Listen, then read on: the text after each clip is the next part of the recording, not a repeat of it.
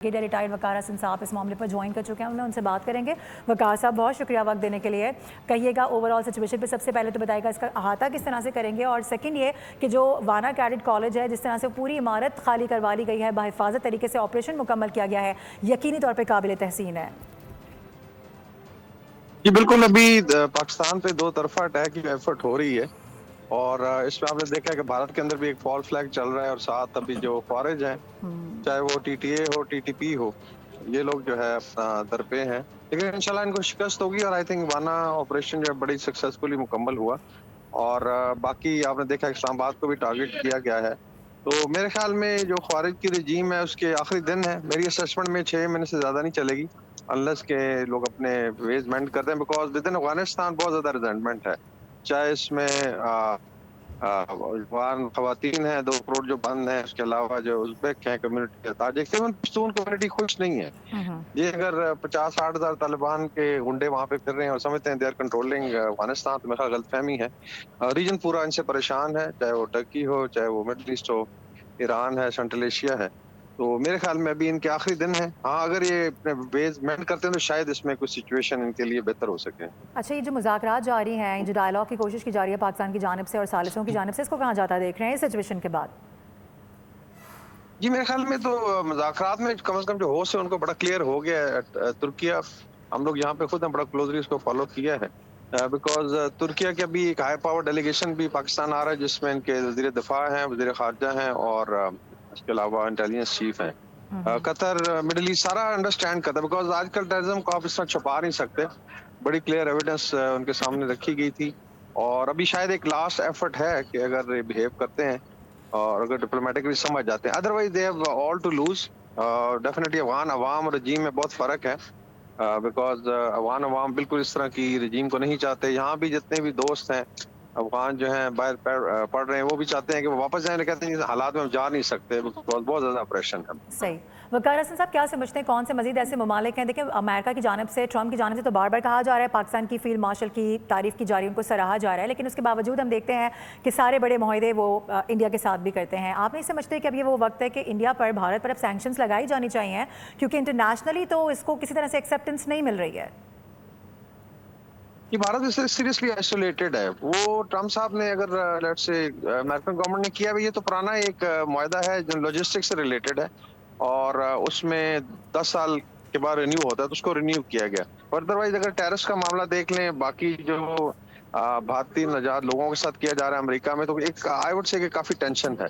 बाकी मोदी साहब की जो पॉलिसी है उसका क्रिटिसिज्म अभी आई थिंक अमेरिकन अखबारों में भी आ गया कि ट्रांस नेशनल ऑपरेशन में इन्होंने किस तरीके से लोगों को टारगेट किया, अमेरिकन को कोशिश की, कैनेडियंस को मारा, फिर पाकिस्तान और यूके में।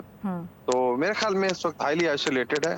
बाकी जो है डेफिनेटली मल्टीलैटरल रिलेशनशिप में पावर्स रखती हैं रिलेशनशिप, लेकिन भारत और अमेरिका के जो ताल्लुकात थे उस नहज पे भी नहीं आ सकते जिस पे आप कह लें 1 साल पहले थे। ठीक है, लेकिन ये भी बताएगा कि कौन से ऐसे ममालिक आप समझते हैं जो कि इंटरवीन कर सकते हैं और सालसी का किरदार अदा कर सकते हैं इस मामले को टैकल करने के लिए, क्योंकि ऑलरेडी पाकिस्तान के साथ टर्की तो है, हम देख रहे हैं कतर भी है, और कौन कौन से ऐसे ममालिक हैं जो बीच में आकर इस मामले को हल करवा सकते हैं, क्योंकि ये मामला आगे बढ़ रहा है लेकिन इसका कोई खातिर ख्वाह हमें रिजल्ट नज़र नहीं आ रहा है। जिसमें आई थिंक चीजें क्लियर है। देखें, अभी अलग ईरान ने भी ऑफर किया है, उसके अलावा जो कतर में जो थे उसमें पूरा मिडिल ईस्ट का बैकअप था और सब चाहते हैं कि अमन से चीजें जो है आगे चलें। लेकिन आपने इनकी देखी है हठधर्मी हो या इनकी एरोगेंस जो है, और मतलब मिसप्लेस एरोगेंस है, पता नहीं किस चीज का उनको जोम है, तो उस वजह से ये सारे तातुल का शिकार हैं। बाकी if they want to be slaves of India तो मुबारक हो रजीम को, लेकिन आई एम श्योर अफगान अवाम और रजीम में बहुत फर्क है। अफगान अवाम भी चाहेंगे कि इनसे जान छुड़ाई जाए और शायद इस चीज की तरफ चीजें मूव करेंगी। हाँ, अगर ये इनमें अक्ल है और ये समझते हैं कि आगे चलना है, बिकॉज पाकिस्तान के बगैर अफगानिस्तान का गुजारा नहीं है। बेशुमार चीजें हैं जो लिंक्ड हैं, ट्रेड है, उसके अलावा आना जाना है लोगों का, और बाकी जो दूसरी अक़वाम है अफगानिस्तान में, चाहे उज़्बेक हों, ताजिक हों, हज़ाराज हैं, फारसीदान है, नूरिस्तानी है, कोई खुश नहीं है। और इवन पश्तून जो है by and large nobody is happy with them, because इतनी ऑपरेशन में आप जो है वो आप रूटीन में काम नहीं कर सकते 21st सेंचुरी में। सही। अच्छा, भारतीय जो हैंडलर्स हैं उनकी जानिब से हम देख रहे हैं कि इस तरह के ट्वीट्स गुज़िश्ता 2 रोज़ से, वो रेड फोर्ट अटैक के बाद से हम देख रहे हैं कि वो सामने आ रहे हैं कि वो इस तरह की कॉल दे रहे हैं कि next war coming soon and all that. So what do you think कि अल्लाह ना करे आगे आने वाले दिनों में, नियर फ्यूचर में कोई इस तरह का दोबारा से कुछ हो सकता है, जिस तरह से अभी हम गुजरे हैं सारी चीज़ों से निकल कर आए और मार्का हक हमने बड़ी कामयाबी से अपने नाम किया है?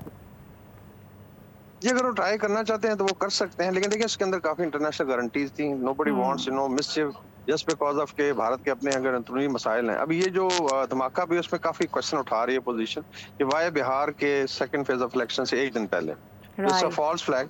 बाकी जो है मोदी साहब अभी गए हुए हैं भूटान में, अगर बहुत सीरियस होते तो शायद इस पे, और भारत भी आई थिंक अभी एक्सरसाइज खत्म कर रैप अप करेगा। ये सारा बेसिकली एक नैरेटिव बिल्डिंग है और टू साइडेड प्रेशर डालने की एफर्ट है। अदर इनमें कैपेसिटी नहीं है कि पाकिस्तान के साथ हेड ऑन जाए। अच्छा, फॉर इंस्टेंस कि अगर ये खुदा न खास्ता मुज़ाकरात नाकाम होते हैं, जिस तरह पहले हमने देखा जो दोहा मीटिंग हुई है, इसके अलावा इस्तांबुल के अंदर हुआ, तो तीनों अदवार तो हमने देखा कि वो एक डेडलॉक बरकरार था। अगर आगे भी ऐसा होता है तो फिर पाकिस्तान की नेक्स्ट जो स्ट्रैटेजी है वो क्या हो सकती है? जी, पाकिस्तान के पास बहुत ज्यादा ऑप्शन है। Basically it's not only military, इसमें डिप्लोमेटिक भी है। दूसरा इंटरनली, जिस तरह मैंने मेंशन किया, यहाँ पे भी बातचीत होती है टर्की में लोगों से। Internally people are not happy. तो अगर तालिबान बहुत ज्यादा इंटरसेंजेंस करते हैं और हरदमी करते हैं तो फिर मे भी, मैंने बताया कि फिर इनकी शेल्फ लाइफ 6-1 महीने है। दे कैन डिसाइड कि if they want to rule Afghanistan या लूज अफगानिस्तान। ठीक है। सब्सक्राइब करें और बेल दबाएं ताकि कोई खबर रह न जाए।